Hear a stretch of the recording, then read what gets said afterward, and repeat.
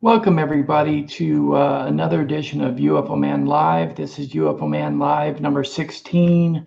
Due to the fact that our last live, for some reason or another, had technical difficulties and we were unable to post it, uh, this live is going to be about UFOs and plane encounters, both in the past and current. Um, and tonight, our first segment will be taken away by Mr. Tommy Highway. Go ahead, Tommy. Take it away. Thanks, Tim. Thanks, everybody, for coming. We appreciate it as always. I'm sure we're going to give you a great show tonight. You know, one of the constants in ufology, in all the UFO stories, that UFO lore, how about that, has always been from time to time, there is an airliner or an aircraft or some sort of an encounter with a UFO by an airliner. So it's very interesting that we just now are getting to the point where some pilots are actually finally coming forward or feeling comfortable enough to come forward and tell their stories. But sadly, there are some pilots out there that have encountered UFOs and were never heard from again. Now, one of the ones that I'm speaking with, there are a few of these, but one of the ones I'm speaking with specifically is Frederick Valentich. Okay. And Frederick was actually an Australian young guy. He was a pilot and he disappeared while he was on a 125-mile training flight, they call it. But this is one of those where the story can kind of vary. Nevertheless, he was actually on a flight, 125-mile flight, in a small Cessna aircraft. Okay. And this is, back in 1978. So, the radar wasn't what it was, things like that, especially civilian aviation, I wouldn't think. Anyway, he's cruising along. It's during the day. He's flying along, and all of a sudden he starts reporting to air traffic control that he is being harassed essentially by some kind of aircraft in the sky. He starts asking questions like, is there any other traffic, anything else scheduled, things of that nature. He goes on to report, this is via the radio in real time to ATC, air traffic control, that it was hovering above him, it was tracking him, it was below him, it was basically just playing with him.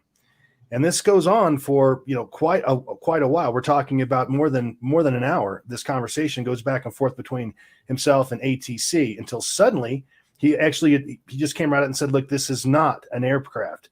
And he basically described it as a flying saucer, as a UFO.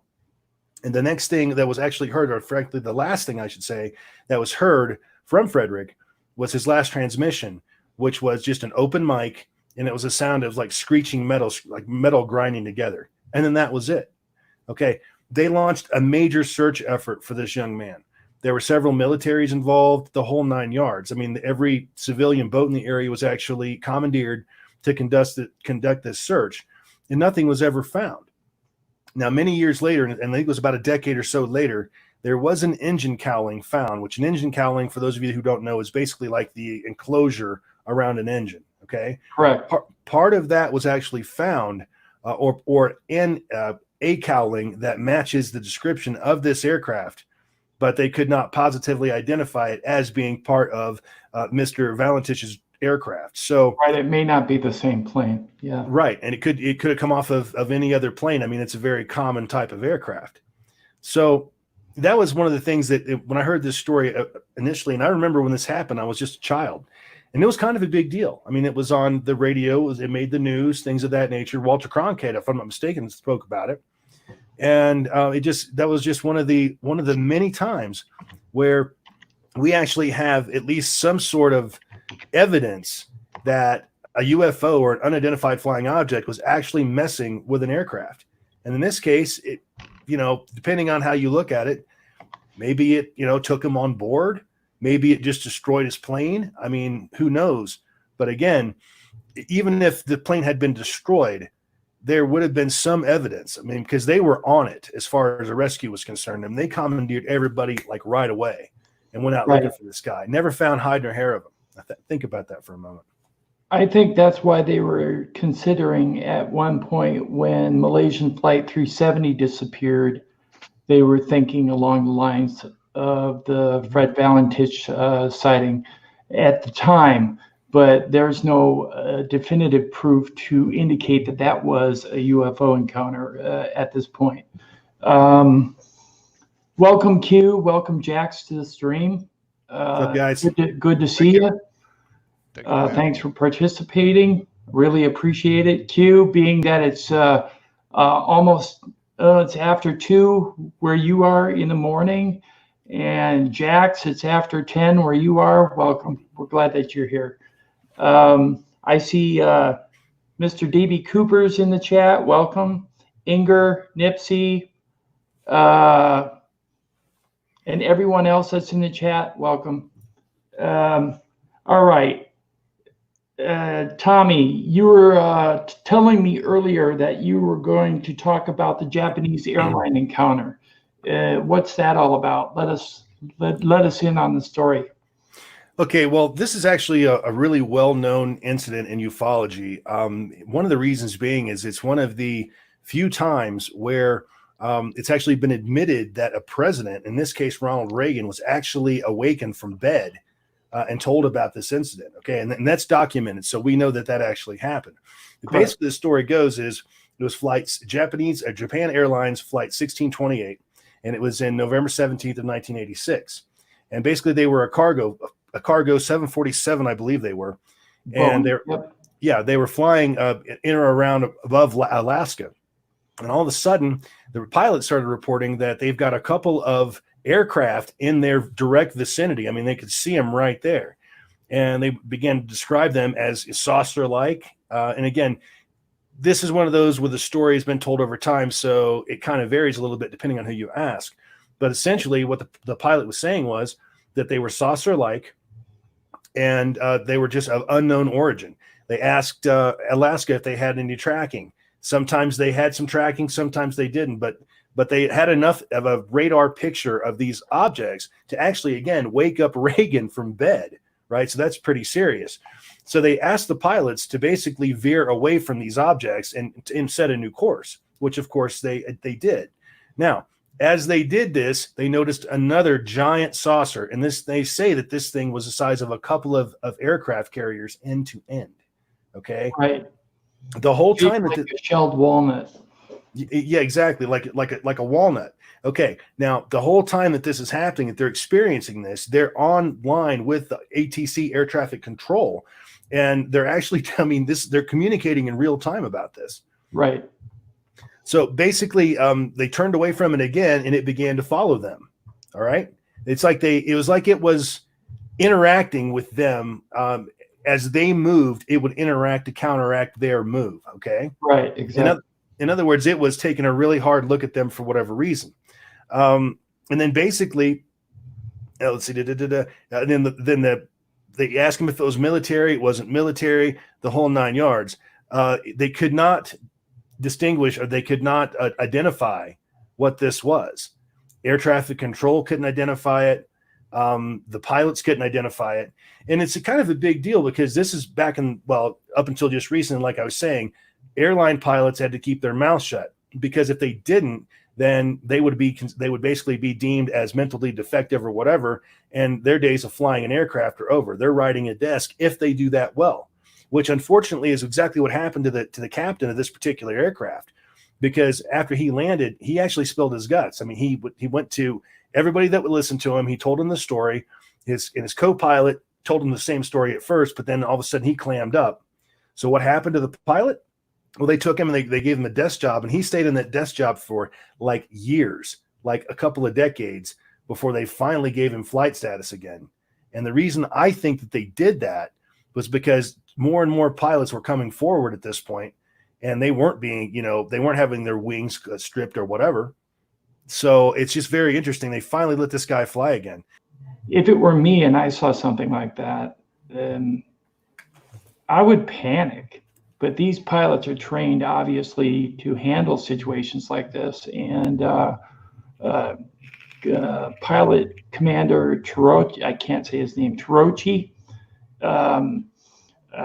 did exactly as he was trained, and he tried to get military jets scrambled from the ground, and they weren't. According to an article that I have, and here I'll bring it up. According to an article I have, it says when the first two objects disappeared, and I'm just going to read a little bit here. Captain Tarochi landed the plane. After the plane landed, Captain Tarochi cited that the Federal Aviation Administration report was hidden or buried. They did not want to address the subject. So federal authorities did not want to investigate this for some reason. So they kept a lid on it. And as we know, for the past, 100 years or 70 years, we've had a clampdown on UFO information. Now, only lately has it come to light since the Nimitz encounters. And when was that, Jax? Was that back in 2017? I believe so, yeah. 2017 when they released was that 2017, Tommy? Yeah, that's when they released it. Yeah, in 2017 we had the Nimitz report. And Tommy, do you want to talk on that? Yeah, basically, this was a very interesting thing. I mean, those of us that are into ufology have probably heard this story with basically wide eyes. But just to go a little further into it, I mean, these are professional pilots. They're out on a training mission, and they're out in somewhere off the coast of San Diego. And all of a sudden, they start picking up that the ship starts picking up strange blips on the radar. And this goes on for several days. It wasn't just like a one-off thing. They just assumed naturally that they had a problem with their radar systems. So they had their radar systems, what they called recalibrated. So after this process of recalibration took place and was finished, then they still saw the same tracks on the radar, only they say that they were a whole lot clearer at that point. So then they knew that they were dealing with something out there. So they finally had some planes in the air nearby, and they actually sent these aircraft in to this area, to this sector, to see if they could actually identify what's going on here. So upon basically approach of this area, the pilots noticed that there was something in the water, something big in the water, and it was making like white tops on the water. And just above that, there was a small white object moving in a very deliberate yet very fast manner. In other words, they said it was just kind of going like a square, this way, that way, this way, that way, and stopped like that, like nothing that they'd ever seen fly before. So they approached this object, and it took off and basically led them on a chase. It would take off and leave them for a while, it would come back, the whole 9 yards. Now, the entire time that this is going on, they've got an E-2 Hawkeye radar plane, which is like AWACS, okay, watching the entire encounter. Well, correct. At some point, this Tic Tac, like they say it looked like a white Tic Tac, and it maybe had a couple of protruding antennas or something on the bottom of it. But the pilots and the jets lost sight of it, and this thing came back around and started harassing the E-2 Hawkeye plane, pulling right up next to it, so these guys could actually get a look at it right out the window. Now, there have been several people on board, not just the Nimitz itself, but the surrounding group, because a carrier never travels alone.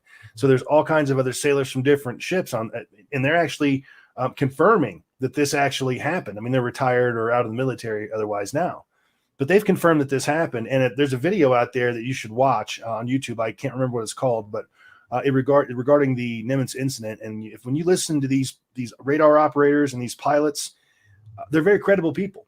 And they have really no reason to come out and BS anybody, because like everybody will tell you, believe me, and I'm one of them, there's no money in ufology.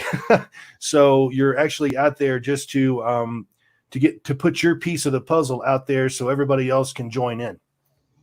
Right. We're going to ask Jax what his opinion is on the Nimitz encounters.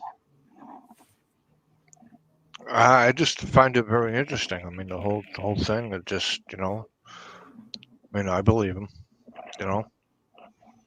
We have physical evidence of this thing happening. We actually have film footage, and that for once the military and the government's not denying that this is authentic footage. So what do you think about the story that came out recently in regards to the Tic Tac actually being a drone of some advanced form of technology that the U.S. was using with the U.S. Navy? It could me or tell me. Go ahead. I'm talking to you, Jax. Okay. It could very well be a drone. I mean, for all we know. We just saw the video footage, and like I've always said right from the dead beginning, as soon as it came out, where is the rest of the footage? Right. The You know, problem, we saw a clip and that was it. Where is the yeah, rest of the footage? And I want to be able to tell, you know, and for certainty whether if it's something from outside of our world or if it's right, something man-made. exactly. Like when they said they saw 40 or 50 of them flying. Right. Why Right. didn't we get to see that clip? Why did we only see one that they captured with the tracking device? And what all the participants of that event will tell you is the clip that was released to the public is a really crummy clip of it.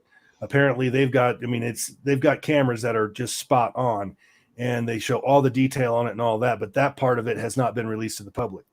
Yeah, and why is that, I wonder? Right. If it's a drone, Yeah. then why protect it if it's already out there in the public domain? I mean, I can understand standards of national security, but in regards to the fact that it's already released into the public domain, then we should actually have that information. Don't you agree? Well, I mean, I agree with you wholeheartedly, but consider this. Let's say that it is some sort of a top secret military program, DARPA or whatever. Okay, let's assume that that's true. Would they really want to release the actual great super shot photos of it and all of that and give other countries the idea of trying to develop the same type of technology? Right. Or would they show us, you know, just a grainy copy, which is what we got? You know, so I mean, maybe it could be one of ours. It's very possible. I mean, who knows, you know? But if it is, then we've got some technology that's probably hundreds of years ahead of anybody else. Where'd that come from? Right. Yeah, I don't know where that would come from. I do know, according to the CEO of Lockheed Martin Skunk Works, Ben Rich, the late Ben Rich, and he said that in like 1994, what you said, that we're at least 50 to 150 years ahead of what the public knows. Mm-hmm. Now, whether that can be confirmed, I can't say. But this is a man that was an engineer and a CEO of an engineering business that did a lot of black op projects. So I would have to take him at what he said as being fact. Mm-hmm. Okay, we are going to segue into another event that happened in 2006 on November 7th of 2006 at the Chicago O'Hare Airport. There was a UFO sighting at approximately 4:15 Central Standard Time. On Tuesday, November 7th, 2006, federal authorities at Chicago O'Hare Airport, and at the time I was in Chicago in 2006, and I was visiting an uncle, and we heard about this, so we kind of drove out by O'Hare. Anyways, of course, we didn't see anything, but this is the deal. Federal authorities at the Chicago O'Hare International Airport received a report that a group of 12 airport employees were witnessing a metallic saucer-shaped craft hovering over gate C-17. The object was first spotted by a ramp employee who was pushing back United Airlines Flight 446, which was departing Chicago for Charlotte, North Carolina. The employee apprised Flight 446 crew the object above the aircraft. It is believed that both the pilot and the co-pilot also witnessed the object. Mm-hmm. Several independent witnesses outside the airport also saw the object. One described a blatant disc-shaped craft hovering over the airport, which was obviously not clouds. According to this witness, nearby observers gasped as the object shot through the clouds at high velocity, leaving a cookie cutter clean, clear blue hole in the cloud layer. The hole reportedly seemed to close itself shortly afterward. According to the Chicago Tribune's John Hilkovich, the disc was visible for approximately 2 minutes and was seen by close to a dozen United Airlines employees, ranging from pilots to supervisors, who heard chatter on the radio and raced out to view it. So far, no conclusive photographic evidence of the UFO has surfaced, although it was reported to Hilkovich that one of the United Airlines pilots was in possession of a digital camera at the time of the sighting and may have photographed the event. And to back that up, there are 2 photographs of the actual disc, but I wasn't able to get a large enough one to display on the live, so I apologize for that. But in the future, I will find it and I will bring it out. It says both United Airlines and the FAA first denied that they had any information on the O'Hare UFO sighting until the Chicago Tribune, which was investigating the report, filed a Freedom of Information Act request. The FAA then ordered an internal review of air traffic communication tapes to comply with the Tribune FOIA request, which subsequently uncovered a call by the United supervisor to an FAA manager in the airport tower concerning the UFO sighting, which confirmed the actual sighting. So they could no longer deny it. Although the FAA stance concludes that the sighting was caused by a weather phenomenon. Go figure, right? Swamp gas again. Yeah, swamp gas. And that the agency would not be investigating the incident. UFO investigators had pointed out that this stance is a direct contradiction to the FAA's mandate to investigate possible security breaches at American airports, such as in this case, where an object witnessed by numerous airport employees and officially reported by at least one of them hovering in plain sight over one of the busiest airports in the world. Many witnesses interviewed by the Tribune were apparently upset that federal officials declined to further investigate the matter. So that's pretty much where it's been left. And for the last 14 years, you haven't heard hide nor hair about it. Nope. It's been buried. Brushed it right under that rug. What did you hear about that, Jax? I'm sure you heard some stuff about that. Yeah. I'm sorry. My mind was just preoccupied on something else. Okay, I'm sorry. Well, anyways, the Chicago O'Hare Airport is considered a credible sighting by many in the ufology circles, and I just wanted to bring that out on the live. Let's, if I may, let's go into this one a little bit deeper. Think about this for a second. You've got an airport, and you've got, at least a dozen people that have actually witnessed this particular event. It's an event that happened in the modern era. Okay, this isn't something that happened in the 60s, right? All of those people, they're airport professionals. I'm talking about everybody from the baggage handlers to the pilots to the ticket takers to the guy that works in Applebee's inside the airport. All of those people see stuff in all kinds of aircraft in the skies every single day that they go to work. Yep. So to say that they could mistake something for a balloon or whatever or a weather formation or whatever they want to say is laughable. I mean, these people, and this was like, and when you listen to the chatter, there's actually a History Channel piece out there that they did on this one. And when you listen, they have the actual chatter between people. I mean, they were actually seeing this in real time, man. This was happening. This happened, Right. Yes, it did happen. It was all over the papers. My uncle saved one of the Chicago Tribunes with the title "Saucer Seen Over O'Hare." Yeah, worldwide news. It was a worldwide event, so that was significant, and it was necessary that we bring that out again. In regards to the rest of the live, we're going to play some videos from my channel where I've covered some UFO sightings near some planes. I think Jax has a thought here. Jax? Yeah, I just wanted to add something to what Tommy was just saying. Okay. Major Jesse Marcel, Roswell, New Mexico. Okay, but he did all those photographs in front of what appears to be tinfoil and pieces of wood and all that stuff. Right. You're going to tell me that he knew that he made a mistake? He knew all along what he was looking at. It's like the military. They admitted it at first. Right. Yeah. It was a cover-up. We all know it was a cover-up. Absolutely. Sure. No doubt. In fact, that note that he was holding in his hand, that note, Right. they actually zoomed in on that and actually were able to transcribe some of the words. Mhm. And on that note, it was talking about bodies and it was talking about crash debris from a disc. It wasn't talking about what they were showing there. Mhm.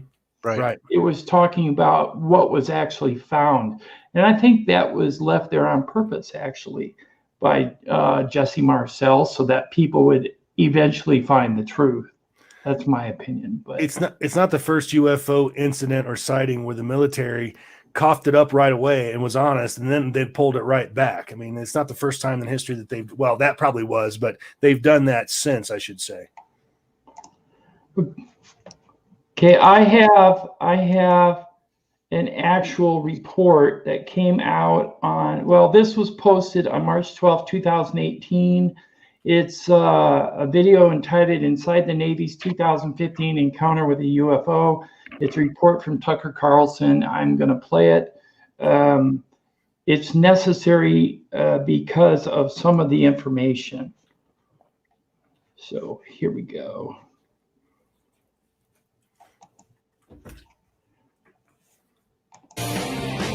Can you hear it? Okay.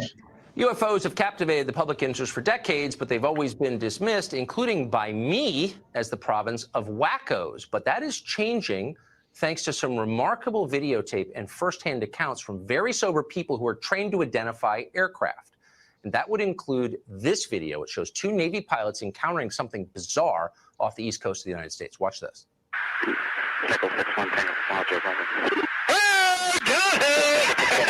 There's the original Nimitz footage right there. Did you box moving target? No, I took an auto turret. Oh, okay. Oh my gosh, dude. Wow.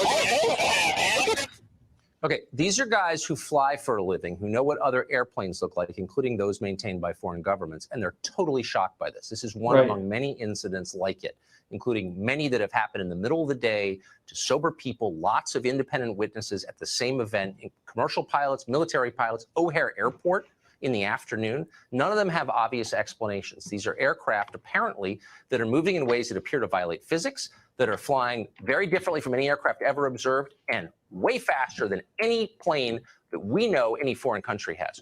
What is this? Well, we don't know, because for some reason the Defense Department is not interested in finding out.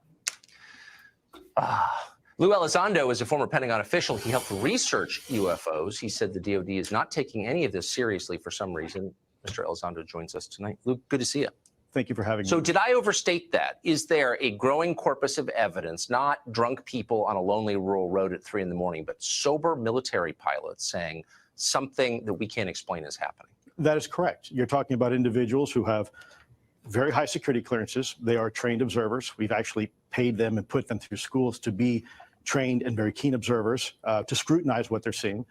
These are individuals who we trust to fly weapons platforms, sometimes with live munitions, over U.S. cities and to fight and win wars on our behalf. And they're reporting to us that they're seeing something that they can't explain. And it's also being backed up by the video evidence and the radar data and other witnesses. But these must just be weather balloons, right?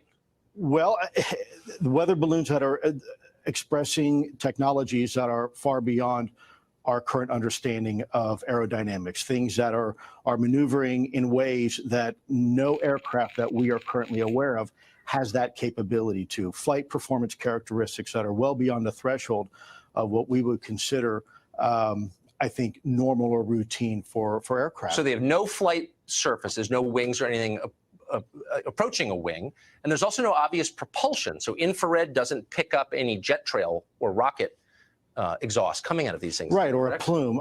You know, there's many ways to have propulsion. You can do it with a jet engine, for example, a propeller, or a rocket engine. In this particular case, you have objects that are doing things, maneuvering in ways without any obvious sign of propulsion, and defying the natural effects of Earth's gravitational. At what speeds? Pull. Some are very, very, very fast. Faster than our aircraft or known absolutely aircraft? Hypersonic speeds, and by the way, without any obvious signs or signatures involved. So when an object's moving through the atmosphere, you would expect it to have certain signatures associated with that particular aircraft, whether it's a missile, drone, rocket. So, for example, you might see a heat signature coming from it. You might see ionization of the atmosphere. Right. You might hear a sonic boom, which you normally would. It's an acoustic signature. In this particular case, these objects don't have any of those signatures. So we know that they're not U.S. military because they wouldn't be flying near U.S. military aircraft as they so often have. And it seems like we would know if foreign countries had that technology. Look, I have no idea what it is. The bottom line is this is a potential threat, a grave one to our country. What is DOD doing about it? Well, I can't speak on behalf of DOD right now because I'm no longer employed as a Department of Defense employee, but I can speak to what they were doing about it and what they weren't doing about it when I was part of the program. I think DOD is a very large, complex organization. I think it's very good at what it normally does, but in this particular case, we had a very ill-defined problem set. And so when you're going to the boss and you say, look, boss, we have something here. We don't know what it is. We sure don't know how it works. And by the way, there's nothing we can do about it. That is a very difficult conversation to have in an organization that is, its sole mission is national security. It's right? just, I think it's terrifying. I mean, this seems potentially like one of the biggest stories of my lifetime. And I don't care if it's about UFOs or whatever you call it. Something that we don't understand is getting very close to our military aircraft, and the government isn't responding adequately. And I hope you keep sounding the alarm on this. Yeah, I think if I may, just very quickly. We got 10 seconds. Okay, you go to the metro, you see a sign, see something, say something, and we get an attaboy for reporting it. In this particular case, these pilots who are seeing something and is backed up by other data, it's nothing. Yep.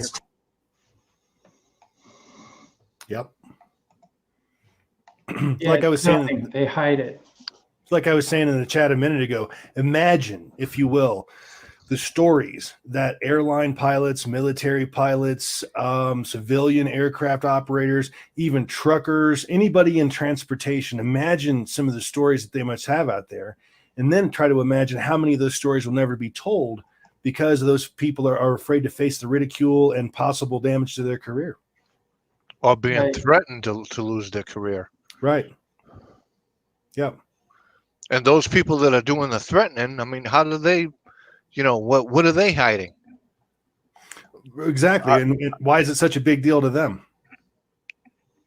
Right. So it's like, and how are they involved? What are they hiding? I mean, it goes just a lot deeper than just like, just top of the, surface or whatever.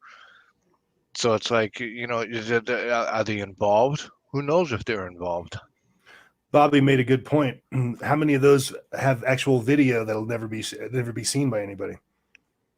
That's a great point. Right, Yeah. exactly. And a lot of things are being seen, but it's hard to tell what is real and what isn't, especially with video footage.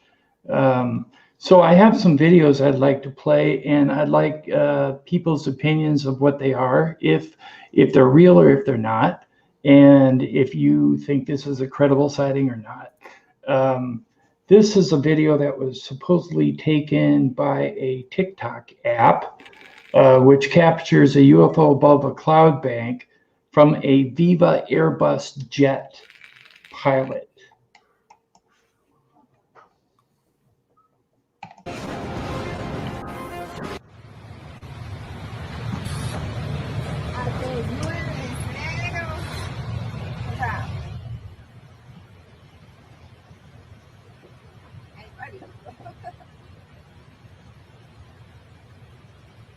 The thing that gets me is that the filming is awful steady.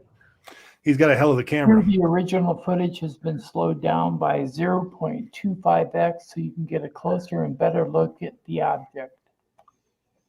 Now, I don't know if this is CGI or, I know, Jax, you're shaking your head, but this was actually reported to MUFON.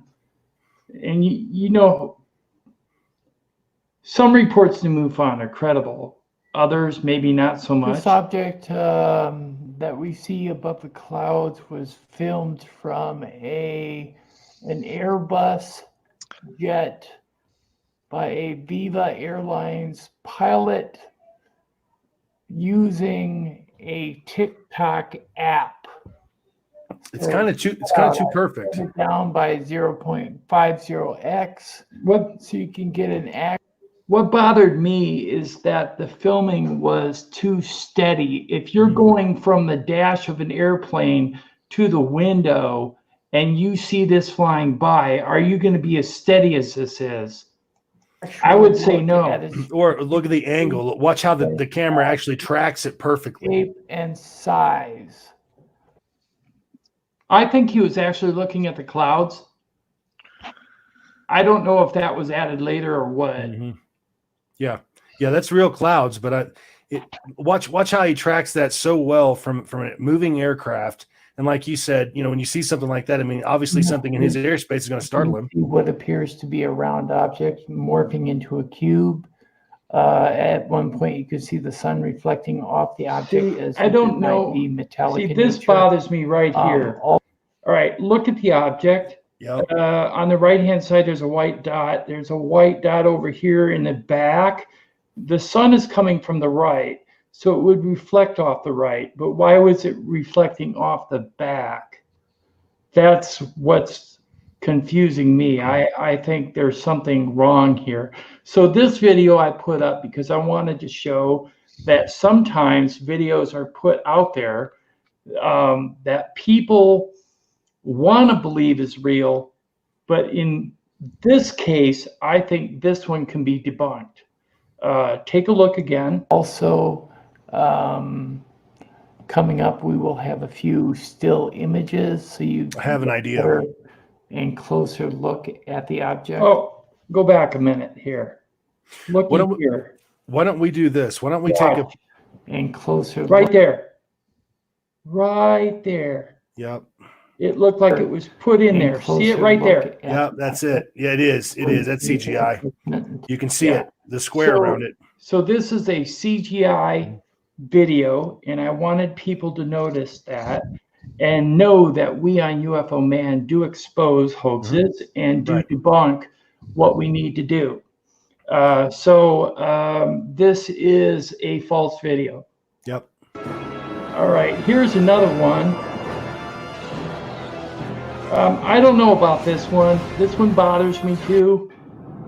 Hey guys, in this clip, we got a couple of pilots in a small commercial plane witnessing a bright light breaking cloud cover.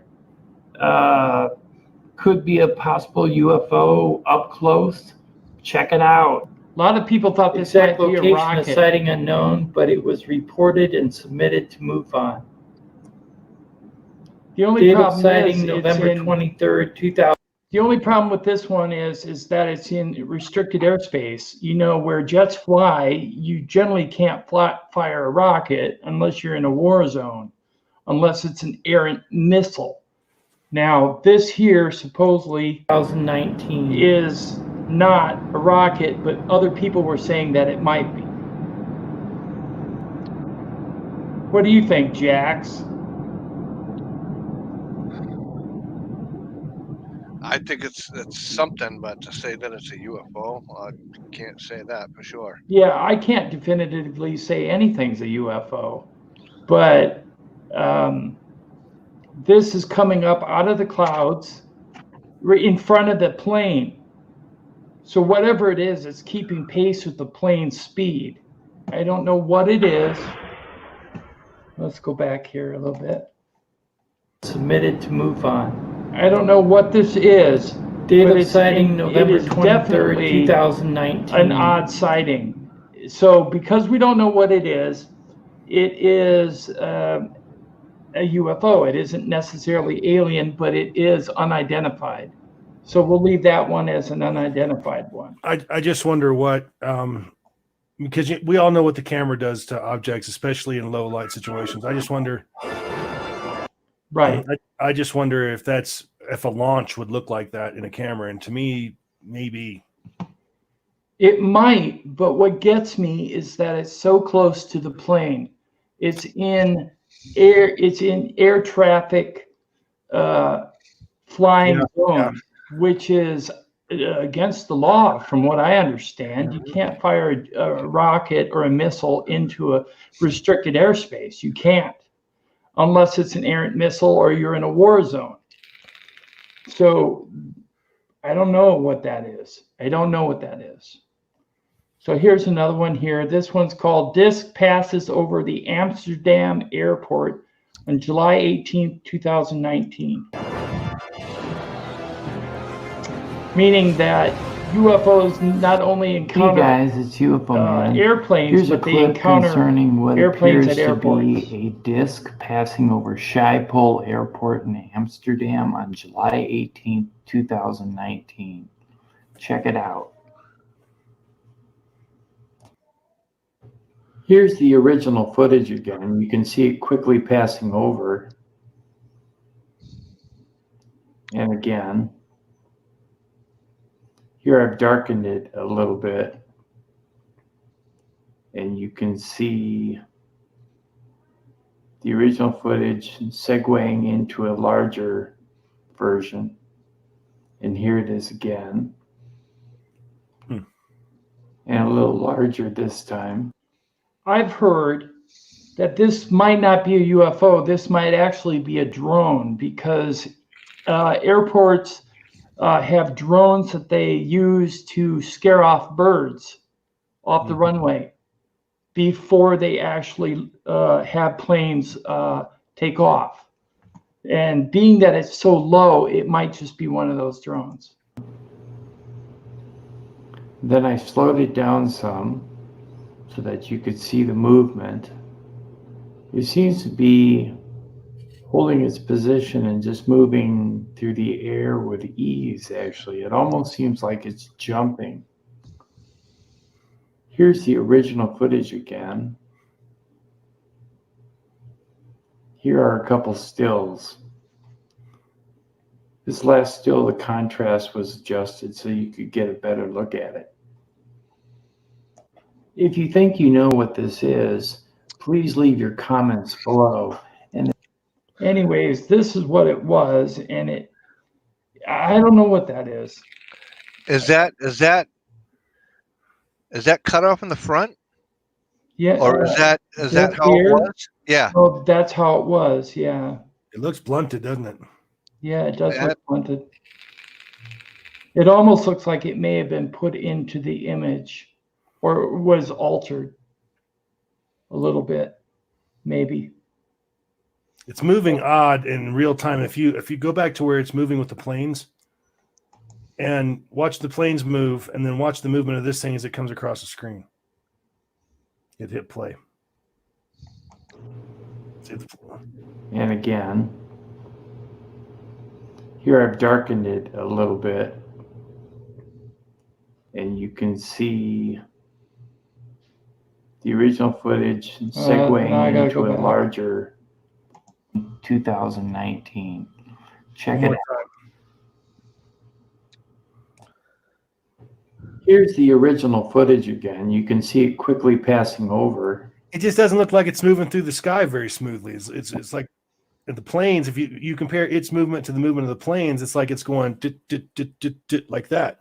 Yeah, but some UFOs have been known to do that. Have been known to jump, to stutter in their flights. Well, I guess my point being is that if that were a drone, it'd just be going. Right. If it was a drone, yeah, it would be going straight across. So I don't know what this is, but this made the papers in Amsterdam, and a lot of people thought that it may have been something legitimate. I'm not sure, because like I say on my channel, I cannot confirm or deny any UFO, because I'm not standing right next to it. I can't reach out and touch it and say, yeah, this is a UFO. I'm touching it. There's a UFO right there. Anyways, okay. So now we'll go on to the next video that I have, which is, hold on a minute here.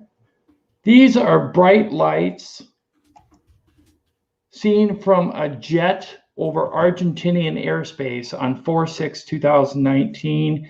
And what's interesting about this is that some people thought they might actually be the flames of smokestacks from the ground. You need to take a good look at it and let me know what you think.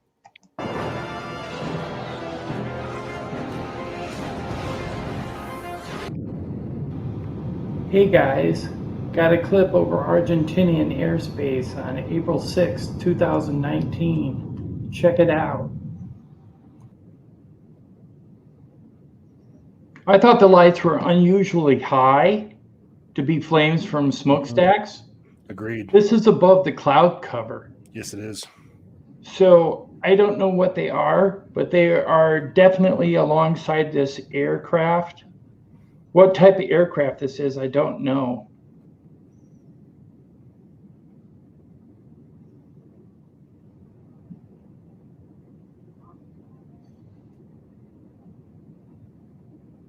That one went into the clouds. Mm-hmm.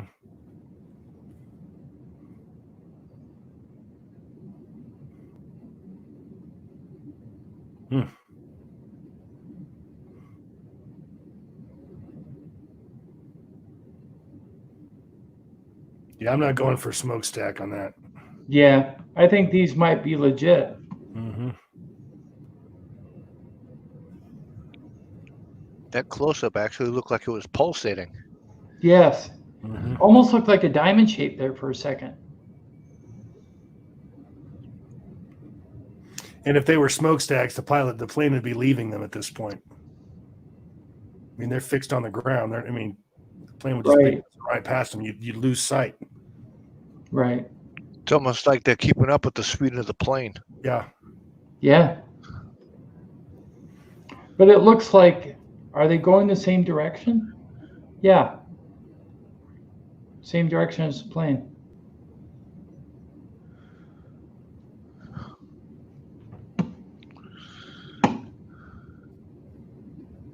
Yeah.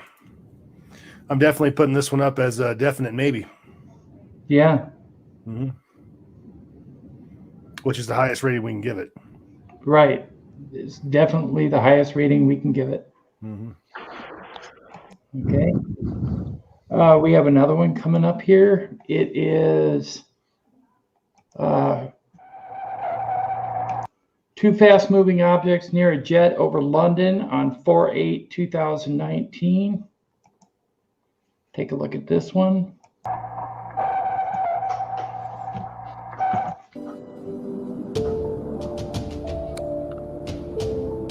They're kind of hard to see at first, so you gotta have to watch down in here.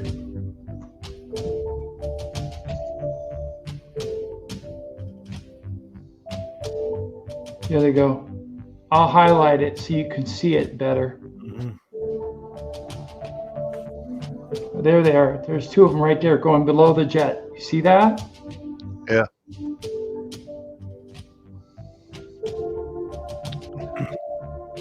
Bug or bird, but in front of the lens, maybe? That's what I'm thinking. I thought maybe a bird, but it's going pretty fast and there's no wings. You can't see any wings. Well, we're getting pixel digital representation of what the camera thinks it is, though. Right, that's true. But if it isn't,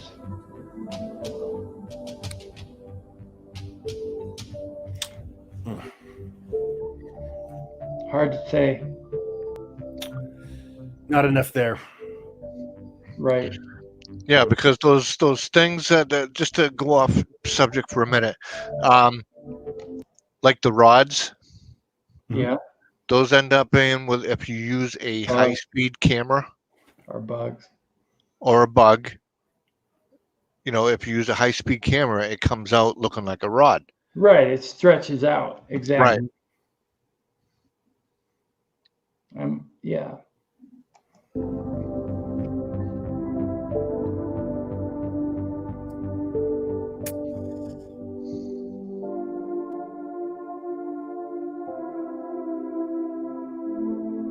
Well, Dwayne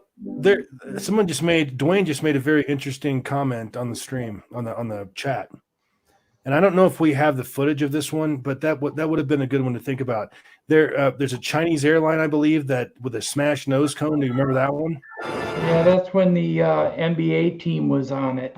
Is that what it was? And it hit the nose cone of the plane. Yeah, I remember that. Yeah. Yeah, and nobody ever figured out what it was. It didn't have any blood or feathers or any kind of nothing like that on, like if it had hit, a flock of birds or something. Something glanced off the front end. Yeah. Big time, and the pilots actually saw it and they said it was a sphere.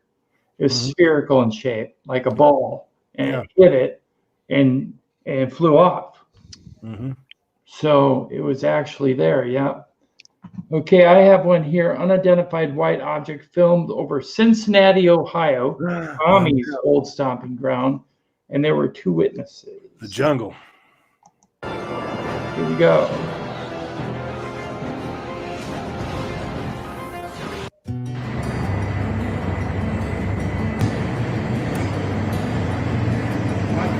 It's like, wait, I'm zoomed in all the way. This was actually seen by a plane originally, and then it was seen from the ground. What is that?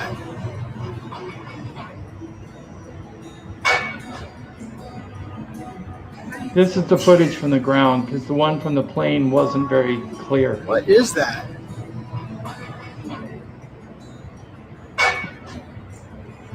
Now, to me, that looks like a Tic Tac. I don't know what Cincinnati. that is.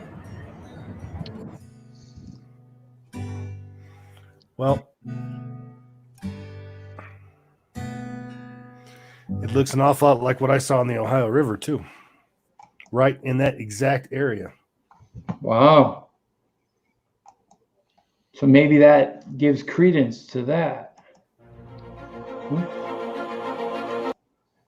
Okay, this is more of a radio audio clip that I want to play. This is a pilot sees a UFO with lights over Long Island at 6,000 feet, and it is not a drone.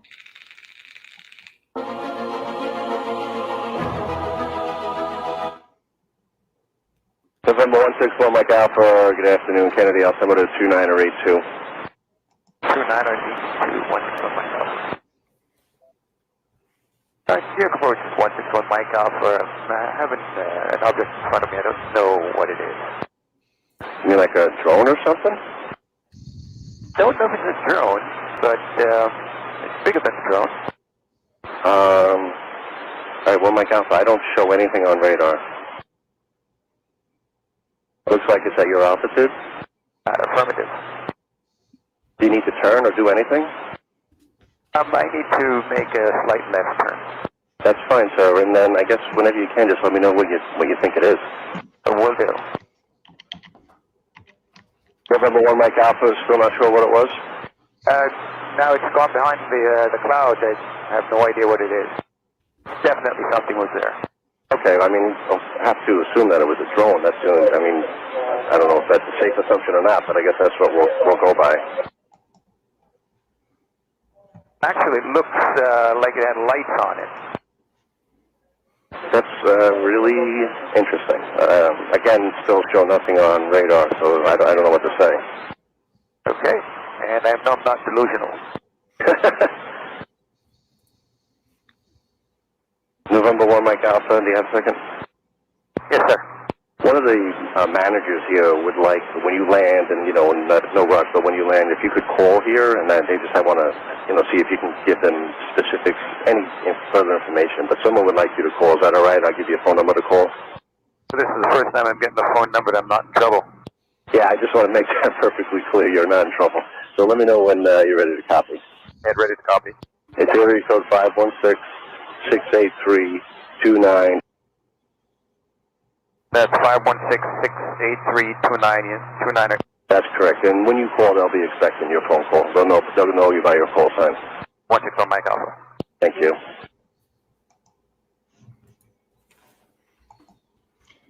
So in this case, they wanted him to land and talk to managers.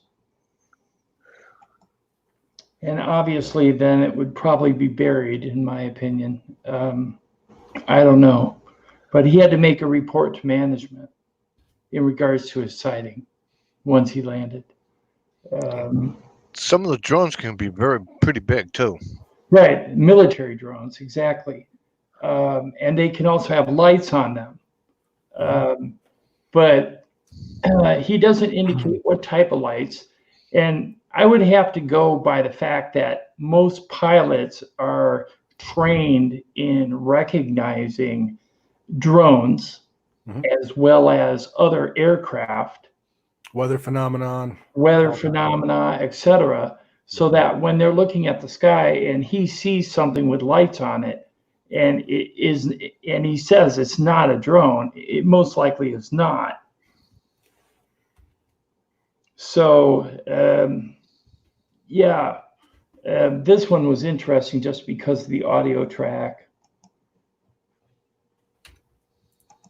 Okay, here's a large disc UFO filmed over Medford, Oregon International Airport on 5/15/2018. Okay, here we go. Hey guys, this next clip concerns a disc filmed over the Medford International Airport on 5/15/2018 out in Oregon. Check it out.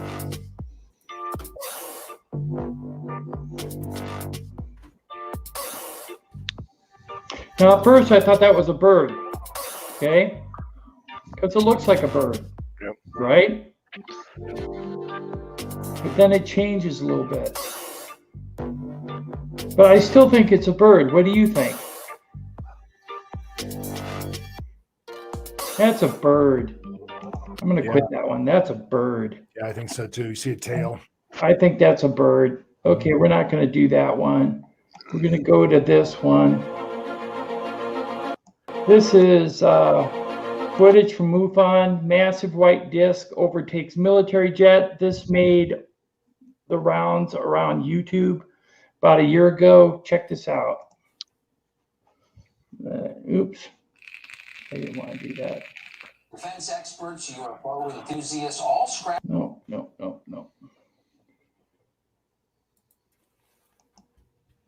That's not it. I lost that one now. Well, since you're still looking for that, there's an interesting comment by Bobby Broadway. Yeah. They use plane drones as well, not quadcopters type, because batteries last longer when you can fly. Okay, here's a different one. Alleged UFO chased by two F-16s over Oregon. We're going to play this one instead. Scratching their head in the wake of an appearance of a mysterious aircraft over the West Coast last month. The Air Force, the FAA, individual pilots all agreed that an unknown aircraft of some kind was traveling north above Oregon. What was the plane? Why was it there? And why can't we know for certain? Because nobody does at this point. Tyler Rodaway is editor of The War Zone. It's a defense news site, and he joins us tonight. Tyler, this is a pretty well-traveled air lane from what I can tell. Why in 2017 don't we know what this was? You know, and that's the crazy thing about this is one of those rare deals where with all the corroboration, including the FAA and NORAD and pilots, we still have no idea what this aircraft was. Now, it could very well be, Tucker, that the FAA and the DoD are looking into this, and they're going to potentially figure out what this was, or they might already know. But we just don't know at this time. And it definitely is a quality assurance issue for the FAA. Quality assurance issue. Yeah, there's some other concerns about it too. So what did it look like, did they say? Well, all we know, it was a white aircraft. It had the same type of performance as a jet. It was flying at between 35,000 and 40,000 feet, where probably you fly all the time. Right, commercial airliner, And so it's just, it looked like, but nobody could make out the type. So that does leave it a little bit questionable as if it was an airliner or potentially a military aircraft.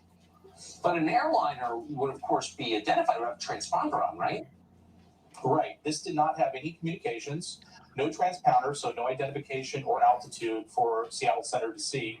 And it was not really trackable on radar. They did not have a consistent primary return. So this did all three going for it. It basically wasn't there, aside from the pilots that literally were asked by Seattle Center to look outside and say, hey, is it there? And all of them did see it. And it was this went on for multiple, 10, 15 minutes, and possibly longer. We just don't have the radio tapes for that other section of Seattle Center, the area that they control. Well, that's just absolutely bizarre and kind of threatening. I mean, you'd think that our air traffic control would have a handle on what's in a commercial airlane, no? Yeah, I mean, they were really trying to figure out what was going on. They launched F-15s after this, Tucker, and those jets at that base have the most powerful air-to-air radar in the world and other upgrades. And they couldn't find it. Even NORAD told me, they said they went up and looked. They looked around, and it wasn't there. So what are the options? I mean, if the F-15s couldn't find it, then what could it be? Right, and that's really what a lot of people are asking, of course. And some people say maybe it was a smuggler, somebody that bought a Lear for very cheap that was, not flyable and just flew it for some reason, maybe up to Canada. That's very improbable. Another one is maybe a military aircraft that's straight off the range, like an unmanned system. The DoD is working heavily in the high end of unmanned aircraft space that they don't talk about.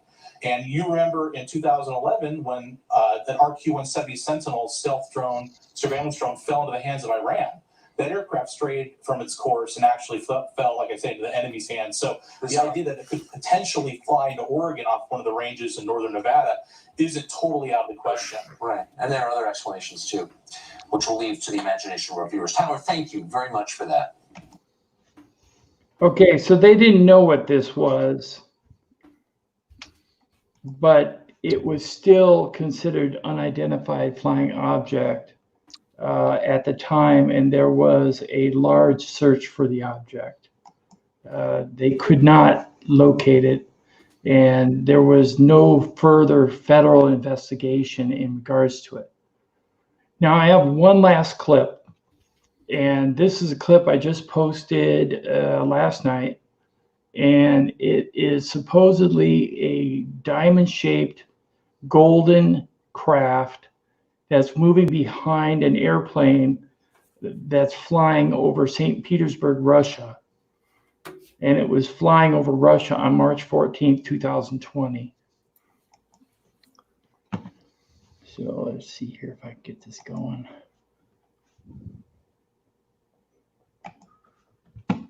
Here's the clip.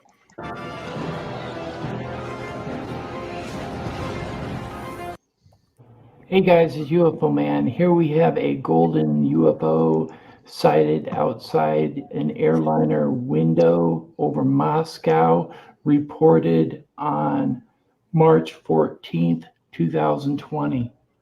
Check it out, make an assessment, let me know what you think. Now I'm going to zoom in to where you see it better.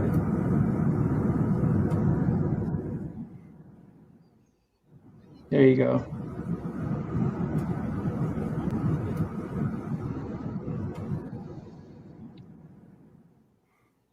Here the footage is slowed down by 0.25x, so you can get a better look at the object, make an assessment, and let me know what you think.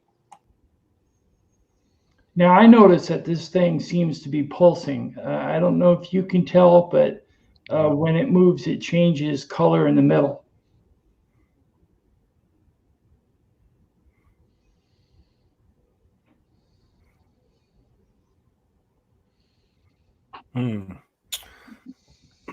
Definitely interesting. Still shots. Here's some still shots.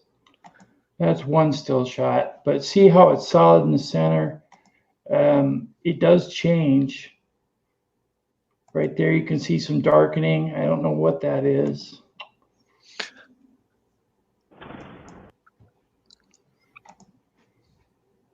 A golden UFO sighted outside an airliner window over Moscow, reported on March 14th, 2020.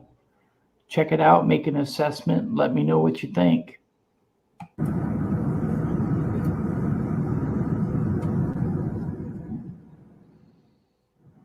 I wish people would learn that when they film UFOs, they should turn their camera panoramic view so that we get a wider view of the object, because when you film up and down, you don't get much of an image. Make an assessment and let me know what you think. Okay, Tommy, what were you thinking? Well, I think there's something there. There's not a lot to go on this one, but I will say that it's very unusual, very unique.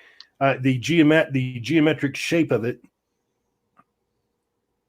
I don't know. Sometimes, depending on the camera, the digital processor will try to do its best with what it's looking at. Okay. Right. So it could distort it. Yeah. Right. I mean, and in fact, they often do. It's hard to say though. I mean, there's definitely something there. They seem like they're pretty high up to be picking something up off the ground that big. You know, I mean, even if it was a fire or something, it had to be pretty big. So again, I'll have to give it a definite maybe. That's the best rating I can give it. Yeah, I'm thinking the shutter speed may have altered the object's actual shape, that it might actually be round rather than stretched out like that. But then again, in the video itself, it seems to be moving quite slow, even though it's keeping up with the pace of the airplane. So we don't know how fast the airplane's going. So we can't determine how fast the object's moving. But here it is.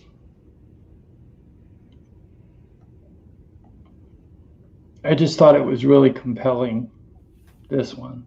Because when it goes behind the plane, you don't see any cube-like shape around the object like it was placed into the film. It looks like it's moving seamlessly in the film itself. Part of the picture. Right. Yeah, I agree. There's something there for sure. I would definitely have to say that. Jax, what are your thoughts on this one, buddy? But like Jax says, and I'm going to quote Jax, it's really hard to determine whether it's real or not. You can't say either way, and that's the truth. Correct, Jax? That's correct, because cameras and film and all that stuff is getting better and better all the time, with tricks of the trade and CGI and everything, and it's making it harder for investigators like ourselves to sit there and try to put a finger on it and try to come out with a logical explanation of what these objects could be. Now, that being said, I'm looking at this and immediately I'm thinking, 1951, the day the Earth stood still, because that's exactly what it looks like. Almost. And I guess what I would have to say is this. I have learned that with Photoshop and CGI out there and Adobe and the skill set that people have in creating false images on video now, it is definitely difficult to identify real from fake, or the other way around even. What I want to say though is people are becoming jaded when they watch video footage, because when we get clear footage of what we consider to be a credible UFO, people will scream, "Oh, CGI, Photoshop." But then when we get something that's blurry, they say, "Oh, you filmed it with a bad camera, or you filmed it with a potato." But the problem is that when do you actually have the time to set your camera settings, bring it up to your eye, and capture something that's flashing in front of your eyes, or flashing in front of the car, or flashing in front of you when you're walking out to have a cigarette break, or getting off work, or whatever? When do you have the time to grab a tripod and set it in front of you and set your camera settings? You just don't have it. So to get a really clear shot is very lucky. And it's rare. So when we present something that is clear, most likely, in most cases, it's probably not real, but in some cases, it could be. So keep an open mind and remember to look up instead of down at your phone. Maybe that will show you more wonders in the sky than you realize. What do you think, Jax? I agree with that. I think people are looking at their technology too much, and they need to look up and look around. And that's how I started seeing things. It was just amazing what I saw. And some things, of course, I couldn't identify, and some things just blew my mind. But these are the videos I had to present for this evening, and I really hope you enjoyed them. You got anything else to say, Tommy? Well, I think it's been a great stream. We've seen some things that we know are fake. We've seen some things that we believe may or may not be real. And again, that's as good as we can get, because we don't have the thing sitting in a garage somewhere. But that being said, to Tim's point, yes, become situationally aware. Look around your surroundings. Look around, because we all have a kick-ass camera in our pocket right now. I mean, most cell phone cameras are pretty decent, especially if the lighting's right. So, you know, if you're aware, if you're looking around and actually aware of your surroundings, you have a lot better chance, I think, of getting that shot and sending that video in and letting us analyze it, because that's what we do. Right. I want to give a shout out to Dee McFadden, who is in the chat. She is my one and only proud member of my subscriber, UFO Man. So thank you, Dee. I really appreciate your subscription, and your patronage to my channel. Thank you very much. And I want to say, it does look real, doesn't it? I agree. So I want to thank everybody in the chat for coming this evening. I want to thank everybody on the panel. Jax from Paranormal Underworld, please, everyone, go to his channel, subscribe, hit that like button. Every subscription counts. Also, go to Tommy Highway's YouTube channel called Tommy Highway TV. Please subscribe to his channel. Hit that like button as well. He needs, I think, 1 or 2 more subs to hit 100. I just got him. Thank you, everybody, for that. It's really cool. Thank you so much. I just hit 100 subs, and I couldn't be happier. Thanks a lot, guys. Go there and make him hit 102. That'd be great, or even more. Congratulations, Tommy. Thank you. And Thank you very much. If you can, please subscribe to my channel. That would be great as well. The Awakened Show. Hey, UFOs are us. Rodney, nice to see you. Thank you, sir, for the super sticker. Very nice to see you in the chat. Don't forget about that merch. What? Don't forget about that merch. Yeah. Oh, yeah. I'm supposed to say. Please check out my merch. The links will be underneath the live stream when we post it. Check out Tommy Highway's merch. Check out Paranormal Underworld's merch. I will have all the links underneath the live stream video when we post it to YouTube. And thanks again for coming. We really appreciate your attendance. Bobby Broadway, thank you for all your comments. I was watching you during the stream, and you made very good points. So thank you for coming. Thanks, best Peter. Scorpio MC, good to see you. Thank you to Peter Hoover. Go ahead. I'm sorry. Thank you to Peter Hoover for coming. Thanks, Peter Hoover. And thanks, Stephen Rocks. Good to see you too. Anyways, everyone, I want to say good night, and thanks for coming again. Thank you, folks. Thank you.